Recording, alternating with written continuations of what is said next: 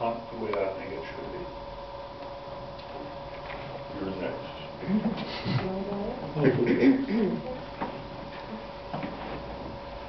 I'm Kerry McQueen, and contrary to the introduction, as of January, I have been practicing 48 years. I'm in my first job out of law school. In late 1961, Gene Sharp was on campus at Washington University School of Law in Topeka, and I interviewed with him. And shortly after that interview, Janelle and I traveled to Liberal and met Gene's wife and Gene's partners, and all the lawyers in Liberal and in Guymon and in Beaver, Oklahoma. And we were very fortunate to be offered the opportunity to come to Liberal and practice. What got me to that point was I was born and raised in north central Kansas in Phillips County, a farm boy. Attended a school, I had 11 in my graduating class. Attended Fort Hays State University. Met my wife Janelle, a native of the adjoining county, Smith County, and we were married after sophomore year in college. My intentions always have been to be naval aviator. As a matter of fact, I was in the naval AOC program. But unfortunately, while in college, I was wrestling and it kind of last up some metabolism issues. And when I graduated and was getting ready to take my flight physical, I didn't pass.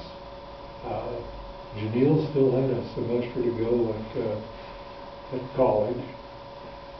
I was given a slip of paper to take to my family doctor so many months on down the road to run these blood tests again. And I had a decision to make. What am I going to do? I'm still wanting to be a naval aviator. And by this time in life, your entrance into law school was based upon your LSAT grades. On a whim one Saturday afternoon, one Saturday, I took the LSAT examination, and at the end of the examination, for the, I think, $15 it cost us to take the exam, our law school results could be sent to 3 law schools. It occurred to me, I didn't know where the law schools were. And one of the people that I talked with told me that there was Washburn, there was Denver University, and there was Kansas University. And I said, we'll send the results there, and I got an acceptance from Washburn University. Because of that semester, that between the time I was initially rejected for military service and the time I was admitted to law school, I was a January entrant into law school. That's why a January graduation. Took the bar examination in late January or very early February, and started practicing here in Liberal, Kansas. Gene talked a moment ago about trial by ambush. My first trial was within a month after I was out of law school. Gene was preparing his case for defense. I was tagging along, carrying his briefcase, figuratively speaking, helping interview, and by that I mean I'm listening to the interview of the witnesses, getting a sense of the case.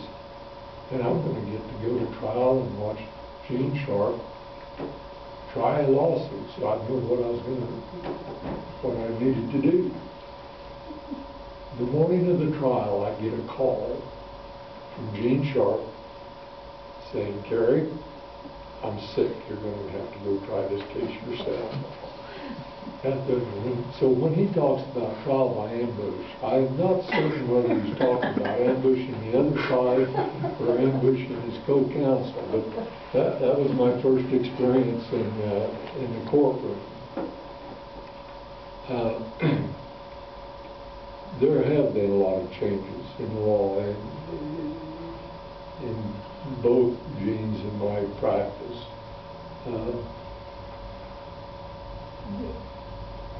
The law has evolved a lot.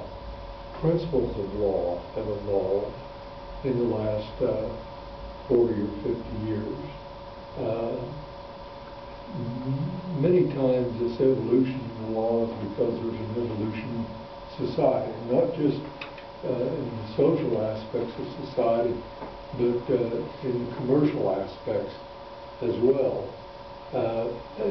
For example, the principles of what constitute a contract, offer, acceptance, and consideration, those principles are not changed. But what we've seen evolve are things like what will constitute an offer, what will constitute an acceptance, what is an adequate consideration. That would be an example in commercial law. Another area that we've seen a lot of changes in is in what's commonly referred to as tort law. When I started practicing law,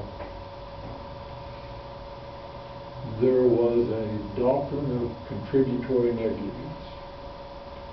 If someone accused another of doing something in a negligent manner that caused that person harm, that person could seek recovery for their harm. But if the person accused could prove that that one person, the person making the claim, was guilty of any percentage of negligence at all, that small percentage of negligence would entirely bar the recovery of the person making the claim. That's now changed to where we've gone to a concept of comparative fault, where you would have the fault of the parties involved in litigation compared. And as long as your fault did not exceed 49% of the fault, you would be entitled to some recovery. This list of changes literally goes on and on and on. A lot of the changes have resulted because of legal think tanks understanding the complexity of our commercial environment and the complexity of our social environment, have spent a lot of time in attempting to develop uniform laws so that the law on a particular subject in New York would be the law in any other jurisdiction that has accepted or adopted that uniform law. Living where we live, so close to Oklahoma, so close to Texas, so close to Colorado and New Mexico. A lot of the clients or lawyers in communities that are so situated are faced with advising their clients based upon a law in a different jurisdiction than where they're actually licensed to practice. And so you've got the uniform laws that have created substantial changes in the law. And I don't mean to downplay those, because those are